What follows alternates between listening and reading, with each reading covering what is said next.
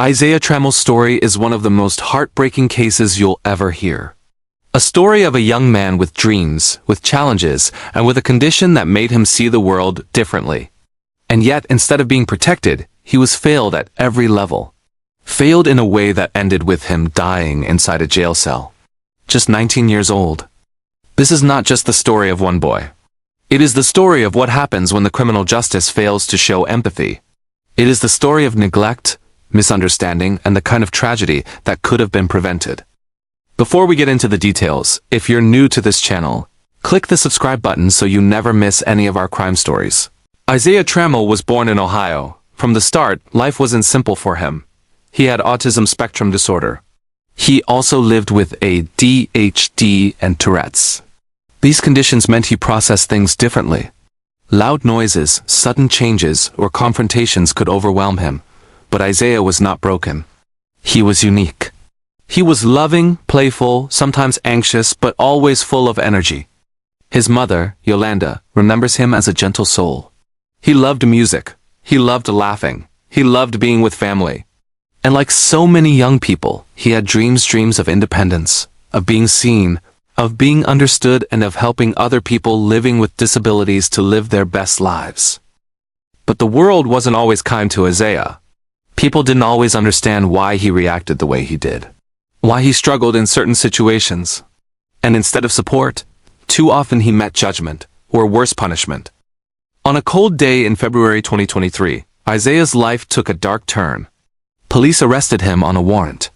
The exact details of the warrant are less important than what happened after. Because Isaiah should never have died because of that arrest. He was taken to the Montgomery County Jail in Ohio. A place meant to hold people temporarily, to keep order until the courts decide what happens next. But for Isaiah, that jail became a place of torment, a place where his cries for help were ignored, and where within just 10 hours, his fate was sealed. The jail had cameras everywhere. Those cameras captured what happened inside. At first, Isaiah was placed in a holding cell. He was distressed. He asked to make a call, to drink some water, and even asked for his medication, but none of that was given to him. He was visibly distressed and screaming for help, but no one paid attention. He banged his head against the wall, over and over again. It was the kind of behavior experts say comes from sensory overload, fear, and desperation. Isaiah wasn't trying to hurt others, he was overwhelmed. You could see fear in his eyes, and every expert would have known that wasn't a criminal behavior but a result of his condition. But instead of trained intervention, the staff restrained him. They put him in a restraint chair, his arms, his legs strapped down. A chair meant for control, not for care. That's not what Isaiah needed at that moment. What they had to give him was care and attention, but they did otherwise. And there he sat, restrained, still crying out, asking for water. Asking for his medicine. Asking for a phone call. Begging for someone to listen. But his requests were brushed aside. Hours passed. His distress grew worse. He was restrained more than once. Other inmates could hear him. Some later said his cries for help echoed through the jail. At some point, Isaiah's body gave out. He was drained and could not even cry or agitate anymore. That is the moment the officer thought of giving him a bit of attention. When he was finally taken to a hospital, he was already in critical condition. The doctors immediately got to work doing everything possible to keep him alive, but they failed. 3 days later, he was dead. The coroner ruled it as suicide death from blunt force trauma to the head after repeatedly striking himself. But Isaiah's family doesn't accept that. They say this was not suicide. This was neglect. This was the system ignoring a boy who needed help, not punishment. Isaiah clearly was not trying to kill himself. That was a reaction from his condition that needed the attention no one gave him. Think about it. Isaiah was in state custody. He was under their watch. Every cry, every injury, every bruise, staff saw it all, and yet no one stopped it. No one gave him the urgent medical care he so clearly needed. His mother, Yolanda, broke down when she saw the footage. She saw her son tied to a chair, calling for help, while officers stood by. She saw him hurting himself, and no one stepping in to protect him. To her, it was like watching her child be tortured. When news of Isaiah's death spread, outrage followed.